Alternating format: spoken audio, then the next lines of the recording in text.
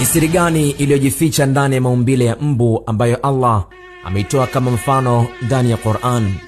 Kwa nini mbu ni kiumbe wa pekee kiasi cha kuvuta hisia za wanasayansi wakubwa wa wadudu duniani? Na kwa nini mbu huang'ata watu fulani na kuacha watu wengine? Tutajibu maswali haya yote katika video hii kulingana na uvumbuzi wa hivi karibuni wa kisayansi, na tuanze kwa kutajwa kwa mbu ndani ya Qur'an tukufu. Hapo zamani Makuraish walikuwa wakifanya dhihaka kwa kutajwa kwa majina ya wanyama ndani ya Qur'an kama vile tembo, buibui, siafu, nyuki na wengineo.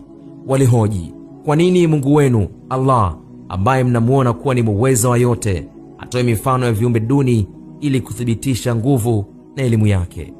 Ndipo Allah akamteremshia mtume wake aya 26 ya suratul Baqara, ambapo aliwajibu kwa wazi akisema kuwa hakika Allah hataona haya kutoa mfano wa mbu au kile kidogo zaidi yake. Ama wale walioamini wanajua kuwa hiyo ni haki inayotoka kwa Mola wao, lakini wale waliokufuru husema, Allah amekusudia nini kwa mfano huu? Kwa mfano huo yeye huwapoteza wengi na huwaongoza wengi, na hupoteza kwao na hapotezi kwayo ila wale waasi. Matumizi ya mbu kama mfano katika aya hii yanaweza kuonekana kuwa ya ajabu mwanzoni, lakini ni muhimu kukumbuka kuwa Qur'an mara nyingi hutumia mifano ya mafumbo katika kufikisha ujumbe wake. Katika hali kama hii, mbu anatumiwa kusisitiza dhana ya kwamba hata vitu vidogo kabisa vinavyoonekana kuwa duni duniani vipo chini ya mamlaka na udhibiti wa kwake Allah. Allah anapomzungumzia mbu anayeng'ata anatumia neno la Kiarabu ba'udat, ambalo kilugha linaashiria mbu jike na si dume.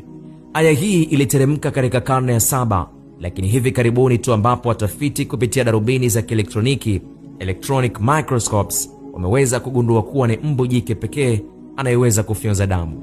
Mbu jike anahitaji damu ili kupata virutubisho muhimu kwa ajili ya kutengeneza na kukuza mayai yake. Kwa ajili ya kazi hiyo, mbu jike amepewa sehemu ya mdomo yenye nguvu inayoitwa proboscis, yani mrija wa kufyonzia, ambao una uwezo wa kutoboa ngozi ya binadamu au mnyama ili kufyonza damu. Mrija wa mbu dume hauna nguvu ya kutosha kutoboa ngozi, na hiyo ndio sababu ya mbu dume hawali damu. Kutokana na aya hii tunajifunza kuwa mbu nao wana vimelea, yani parasites wao wenyewe. Sayansi ya kisasa imethibitisha kuwa kuna vimelea vingine vidogo vidogo vinavyoruka vikijulikana kama Culecoids anopheles, ambavyo hufyonza damu kutoka kwa mbu jike. Viumbe hao ni wadogo mno, waligunduliwa mnamo mwaka 1922 na mtaalamu mkubwa wa wadudu kutoka nchini Uingereza, Dr. Frederick Wallace Edwards, akitumia darubini ya kisasa kabisa. Hebu fikiria, kiumbe mwingine mdogo zaidi ameketi juu ya mgongo wa mbu, anajilisha kwa damu yake. Hicho ndicho Allah anachokizungumzia katika aya hiyo anaposema kutoa mfano wa mbu au kiumbe kilicho kidogo zaidi yake. Jambo la tatu na la kipekee kwa mbu ambalo linathibitisha hekima iliyo nyuma ya mfano huu uliotolewa na Allah ndani ya Qur'an tukufu ni mfumo wa macho ya mbu. Sayansi imegundua kuwa mbu wana macho mawili, lakini macho haya yameundwa na mamia ya lenzi ndogo ndogo ambazo kila moja hutuma picha kwenye ubongo. Hii inaruhusu macho ya mbu kuona kila pembe ya nyuzi 149 na kuwa na uwezo mkubwa wa kutambua mjongeo, mwanga na vichocheo vingine vya kuona katika mazingira yao. Baadhi ya lenzi hizo zinaweza kutambua mabadiliko madogo kabisa ya mwanga, jambo linalowasaidia wa kutofautisha kati ya vitu na maeneo mbalimbali. Uwezo huo wa kuona huwasaidia mbu kuwatambua walengo wao, kwani lengo kuu la mbu jike ni kuzalisha na kutaga mayai. Ndio maana anahitaji damu ya viumbe wengine. Lakini kunapokuwa na giza, mbu jike hutumia mbinu nyingine.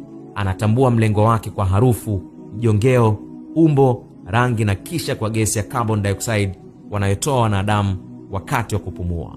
Sasa, kwa nini mbu huang'ata watu fulani na kuacha watu wengine? Ukweli ni kwamba mbu wana uwezo mkubwa wa kupima aina ya damu, na hiyo ndio sababu hawamng'ati kila mtu. Wakati vichocheo vya kikemia na kifizikia kama vile uoni, harufu, joto na unyevu humuongoza mbu jike kuelekea kwa mlengwa, kuna harufu fulani za mwili ambazo huwavutia kwa watu mahsus. Meg Younger ni mwanasayansi wa mfumo wa neva kutoka chuo kikuu cha Boston nchini Marekani. Yeye anasema, ngozi imefunikwa na bakteria wanaotoa kemikali zinazovukiza. ambazo hutofautiana kati ya mtu mmoja na mtu mwingine.